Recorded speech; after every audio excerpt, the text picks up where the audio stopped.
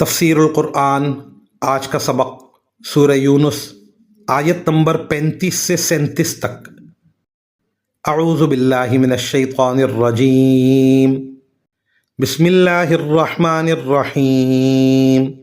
قل هل من شرکائکم من یہدی الی الحق قل اللہ یہدی للحق افمن یہدی الی الحق احق ان یتبع امن لا یہدی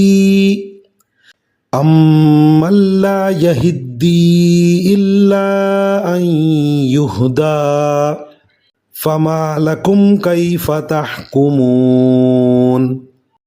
وما یتبع اکثرهم الا ظنا ان الظن لا یغنی من الحق شیئا ان اللہ علیم بما یفعلون۔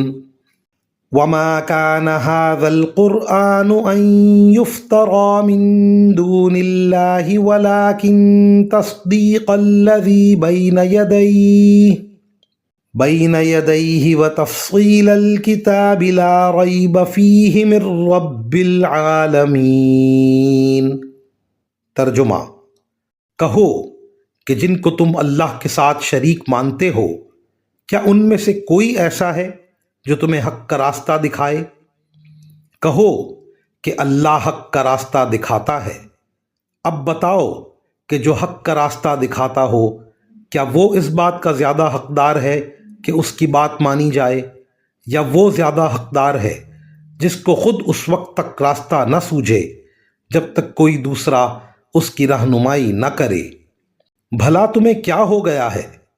تم کس طرح کی باتیں طے کر لیتے ہو؟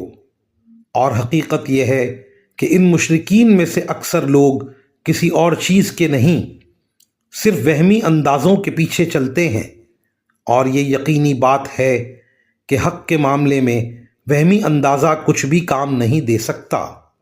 یقین جانو جو کچھ یہ لوگ کر رہے ہیں، اللہ اس کا پورا علم رکھتا ہے۔ اور یہ قرآن ایسا نہیں ہے کہ اسے کسی نے اپنی طرف سے گھڑ لیا ہو، اللہ نے نہ اتارا ہو، بلکہ یہ وحی کی ان باتوں کی تصدیق کرتا ہے جو اس سے پہلے آ چکی ہیں، اور اللہ نے جو باتیں لوح محفوظ میں لکھ رکھی ہیں ان کی تفصیل بیان کرتا ہے۔ اس میں ذرا بھی شک کی گنجائش نہیں ہے۔ یہ اس ذات کی طرف سے ہے جو تمام جہانوں کی پرورش کرتی ہے۔